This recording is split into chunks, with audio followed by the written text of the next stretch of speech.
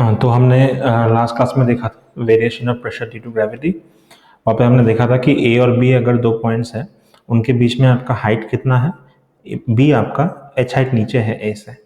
तो हमने देखा था कि pressure at B is equal to क्या होता है, प्रेशर ऑफ ए प्लस आपका रो जी एच होता है। सिंपल सा है कि एच हाइट नीचे अगर होता है तो P B is equal to P A plus rho g h. Simple सा कैलकुलेशन यहाँ पे है। तो यहाँ पे देखो हमने 4 पॉइंट लिया है, बी एंड डी जो है वो सरफेस से एच हाइट नीचे है। तो मैं लिख सकता हूँ P B is equal to P A plus rho g h लिख सकता हूँ, और पी डी सिमिलरली क्या होगा, पी सी प्लस रो जी एच होगा आपका यहाँ पे। बट यहाँ पे देखें ए एंड सी जो है वो एटमोसफियर पे है, तो पी ए और P C will be equal to sir P naught which is equal to atmospheric pressure. तो यहाँ से मुझे मिलेगा P B is equal to P A की जगह I will write P naught plus rho g h, and similarly P D is equal to क्या हो जाएगा, P naught plus rho g h हो जाएगा। यहाँ पे दोनों values as you can see are equal, तो P B is equal to P D. तो मतलब वी कैन बोल सकते हैं, यहाँ पे जनरलाइज कर सकते हैं कि सेम हॉराइजेंटल पॉइंट पे, सेम हॉराइजेंटल लेवल पे आपका सारे points, all the points on the same horizontal level have equal या सेम प्रेशर, अगर provided the liquid is at rest. यहाँ पे टाइम टाइम टाइम चीज, ये चीज इंपॉर्टेंट है कि लिक्विड किस में होना चाहिए, लिक्विड रेस्ट में होना चाहिए। Provided the liquid is at rest, एक हॉराइजेंटल लेवल पे, सेम हॉराइजेंटल लेवल पे सेम प्रेशर ही होगा।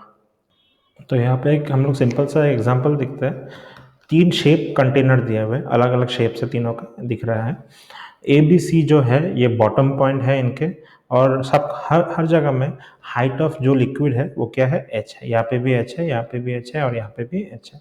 तो आई कैन राइट, यहाँ पे देखो, यहाँ पे simple I can write P A is equal to P naught. P naught से इस पॉइंट से कितना नीचे है सर, एच हाइट नीचे है, तो रो जी एच ऐड होगा। Similarly I can write P B is equal to P naught plus rho g h होगा, और similarly P C I can write P naught plus rho g h होगा।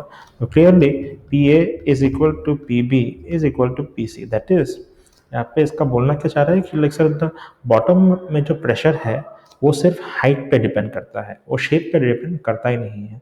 Bottom में जो pressure है वो height of the liquid पे depend करता है, it doesn't depend on the shape. तीनों का शेप बिल्कुल अलग अलग था, लेकिन जो कॉलम, वाटर का कॉलम है, उसका हाइट तीनों जगह पे एच ही था। तो एच था, तो यहाँ पे एटमॉस्फेरिक प्रेशर बॉटम में तीनों कंटेनर में सेम ही प्रेशर आया है। सिंपल सा क्वेश्चन है, ऐसा टाइप का क्वेश्चन आता भी है। Next we will discuss Pascal's law. Pascal's law का ये आपका डेफिनेशन हो जाएगा, this point is your definition. क्या बोलता है डेफिनेशन आपका यहाँ पे, if pressure in an enclosed fluid, enclose मतलब बंद fluid, is closed is changed at a particular point, the change is transmitted to every part of the fluid and to the walls of the container without being diminished in magnitude। तो यहाँ पे initially अगर यहाँ पे बात करें, container है यहाँ पे P1 था, इस पॉइंट पे P2 है, इस पॉइंट पे P3 है। तो यहाँ पे हमने इंक्रीज या डिक्रीज किया, डजंट रियली मैटर, चेंज किया, डेल्टा पी चेंज किया प्रेशर। तो यहाँ पे नया प्रेशर आ गया P1 प्लस डेल्टा टी। तो यहाँ पे ऑटोमेटिकली इस पॉइंट पे क्या हो जाएगा, प्रेशर क्या हो जाएगा, P2 प्लस डेल्टा पी। यहाँ पे भी क्या होगा, P3 plus delta P. Every point पे आपका चेंज कितना होगा, डेल्टा पी ही होगा। इसका तुम्हारा यहाँ पे और एक इंटरप्रिटेशन यही है, a liquid exerts equal pressure in all direction, सारे डायरेक्शन में वो इक्वल प्रेशर ही एक्सर्ट करता है। तो यहाँ पे पहला चीज आप देखेंगे, application of Pascal's law. Pascal's law का पहला एप्लीकेशन आता है आपका हाइड्रोलिक लिफ्ट में। तो हाइड्रोलिक लिफ्ट में क्या है आपका, देखो एक सेटअप ऐसा है, तो setup looks something like this. कैसा दिखता है, एक टैंक होता है, उसमें इस तरफ आपका एक कवर होता है, मैनहोल कवर की तरह सर्कुलर कवर होता है, उसका एरिया A2 है। इस तरफ और एक आपका पिस्टन टाइप है, इसका A1 है। नाउ हमने क्या किया है, we want to be able to lift the car, that is what we want. हम लोग कार को लिफ्ट करना चाहते हैं। How do we lift the car? तो लिफ्ट करने के लिए तो बहुत ज़्यादा फोर्स चाहिए होगा generally, because car is heavy, तो F2 बहुत ज़्यादा होना पड़ेगा। लेकिन ये F2 हम अप्लाई नहीं करेंगे, ये F2 हम लोग क्लेवरली पानी से अप्लाई करेंगे। लेट अस सी। तो if I apply a force F1 in this direction, ये F1 मैंने अप्लाई किया, ये हमने अप्लाई किया, ये as we did it. Force लगाया यहाँ पे F1, तो प्रेशर कितना जनरेट किया हमने, एक्स्ट्रा प्रेशर हमने अप्लाई कितना किया सर, फोर्स पर एरिया। यही एक्स्ट्रा प्रेशर इस तरफ ट्रांसमिट होगा, एंड सपोज इस तरफ फोर्स लग रहा है F2, तो that extra pressure which is F1 by A1 जो हमने इंट्रोड्यूस किया, वही ट्रांसमिट होना चाहिए, and that must be equal to आपका F2 बाई A2। तो सिमिलरली यहाँ से क्या आ जाएगा, तो F1/A1 is equal to F2/A2, आपका force on the car F2 is equal to F1 times A2/A1। ना हम लोग कंस्ट्रक्शन ऐसे करते हैं कि एरिया बिलो द कार जो है A2 जो है वो A1 से बड़ा रहता है। A2 अगर A1 से बड़ा है तो वी कैन सी जो F2 जो है वो डेफिनेटली F1 से बड़ा होगा। दैट इज समझो यहाँ पे कि हम लोग by applying a little bit of force on this side we can exert a huge amount of force on the other side। Simple सा कंसेप्ट है, इसका एग्जांपल करते हैं, समझ में आ जाएगा। देखो यहाँ पे एक सिंपल सा क्वेश्चन है, बोला एक हाइड्रोलिक लिफ्ट है, radius of the small piston दिया हुआ है 5 सेंटीमीटर, इसका रेडियस आपको दिया हुआ है स्मॉल आर, R1 बोलते हैं, तो R1 इज इक्वल टू दिया है आपको 5 centimetre, and radius of the larger piston ये आपका R2 is given to you as 15 centimetre, है ना। फाइंड द फोर्स, बोला है force is transmitted to the second piston. Okay, second piston में फोर्स ट्रांसमिटेड होगा, हम लोग यहाँ पे फोर्स लगाएंगे तो फोर्स ट्रांसमिट होता है सेकंड पिस्टन में to lift a car of weight of mass 900 KG. Mass कितना है उसका, 900 केजी है, तो सर फोर्स कितना लगेगा। अगर हमें 900 केजी का इसको अगर वे करना है, इमेजिन द कार यहाँ पे, लुक एट द कार यहाँ पे, तो if you want to lift a car, तो नीचे की तरफ कितना फोर्स लगेगा, 900 जी, तो ऊपर की तरफ फोर्स जो लग रहा है F2, तो वी कैन क्लियरली सी कि F2 must be equal to sir 900 g which is equal to 9000 newton. F2 का वैल्यू मुझे मिल गया है, तो पूछा है कि find the force on the smaller newton, तो ये F1 है, ये मुझे पता है, मुझे I have to find F1। Now simple सा मुझे पता था इक्वेशन क्या है आपका, F1/A1 या आपका applied pressure is equal to transmitted pressure, वो कितना है F2/A2।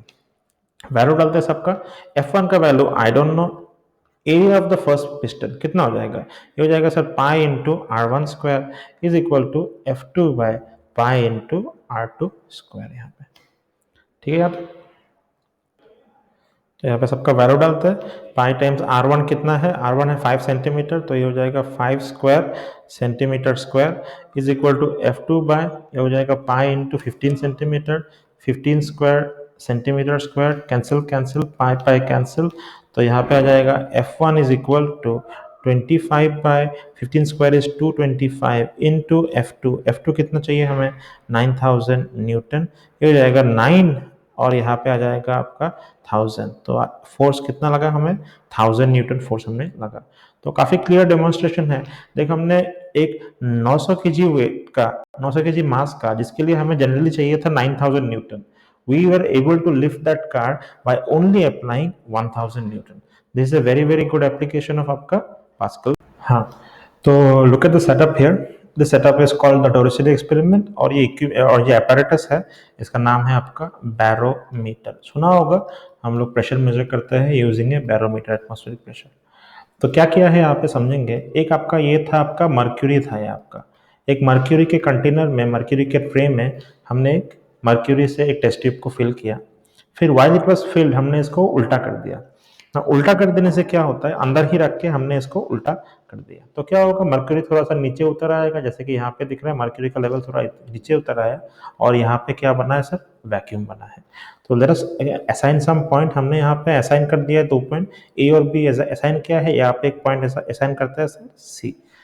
तो सिंपल सा यहाँ पे प्रेशर वेरिएशन अगर देखेंगे तो एच हाइट नीचे आया है, सपोज ये एच हाइट हमें पता नहीं है इनिशियली, वी विल सी ये एच का वैल्यू क्या आता है, ये हम लोग निकालेंगे। तो एच का वैल्यू अगर देखेंगे यहाँ पे, तो हम लोग देखो लिक्विड आपका, इसका डेंसिटी रो है, तो I can write P A is equal to pressure at C plus आपका रो किसका है आपका, ये मर्क्यूरी है, तो मर्क्यूरी का रो एच जी इंटू जी हमारा एक्सेलरेशन टू ग्रेविटी, और कितना हाइट नीचे आए, एच हाइट नीचे आए। सिंपल सा लॉजिक है। ए और सी के बीच में हाइट कितना है, एच है, लिक्विड कौन सा है बीच में, डेंसिटी आपका लिक्विड है रो एच जी, मर्क्यूरी है, तो P A is equal to क्या हो जाएगा, पी सी plus rho h g g into h. ना यहाँ पे ध्यान दो, p c is equal to 0, ये प्रेशर एट सी क्यू 0 होगा, बिकॉज आपका वो कहाँ पे है, वो आपका एक वैक्यूम में है, और वैक्यूम में हमें प्रेशर पता है, प्रेशर कितना होता है 0, तो I can write P A is equal to density of H G into G into H. और density of mercury, this is we already know, हमें ये पता है, इसका वैल्यू होता है आपका 13.6 इंटू 10 टू द पावर आपका 3 kg। जी का वैल्यू हम लोग एग्जैक्ट लेंगे 9.81 मीटर पर सेकेंड, और ये एच जो आता है, ये एक्सपेरिमेंटली हमने देखा है, एच का वैल्यू आ जाता है 76 सेंटीमीटर। तो कितना रखेंगे यहाँ पे, 76/100 मीटर रख देंगे यहाँ पे। सब कुछ ऐसा यूनिट में है, तो मीटर नहीं लिख के यहाँ पे डायरेक्टली प्रेशर का यूनिट लिख देंगे, वो क्या है आपका न्यूटन पर metre square. This value comes out to be 1.013 into 10 to the power 5 Newton. हाँ, ये आपने देखा है कि हमने ये एक्सपेरिमेंट किया सिंपल सा।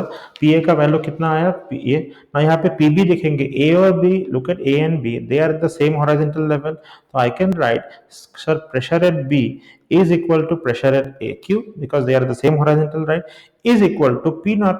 Q P naught के इक्वल होगा सर, बिकॉज यहाँ पे B कहाँ पे है, B एटमोस्फेयर में है, तो I can write this value is equal to sir atmospheric pressure आपका। एटमोस्फेरिक प्रेशर का वैल्यू निकल गया। एंड नाउ यू रियलाइज कि हमने 1 atm को क्या बोला था, इफ यू रिमेंबर हमने 1 atm को ये भी बोला था, 1 atm को बोला था 76 centimetre of H G, because of the same reason कि 76 सेंटीमीटर ऑफ एच जी अपने बॉटम में कितना प्रेशर एक्सर्ट करता है सर, 1 एटमोस्फेरिक प्रेशर एक्सर्ट करता है। सिंपल सा बात है। देखो एक कॉमन टाइप का क्वेश्चन है यहाँ पे टॉयसिल एक्सपेरिमेंट में जो मर्क्यूरी था, जो टेस्ट ट्यूब था, वो सीधा था, बिल्कुल वर्टिकल था। इसको थोड़ा सा अभी टिल्ट कर दिया है बाय एन एंगल थीटा। तो ये बोला है कि ये एक्स जो है, ये लेंथ ऑफ मर्क्यूरी कॉलम कितना होगा ये क्वेश्चन में। नाउ मुझे लास्ट टॉपिक से पता है कि ये हाइट हमेशा कितना होना चाहिए सर, ये हाइट होना चाहिए आपका 76 सेंटीमीटर होना चाहिए।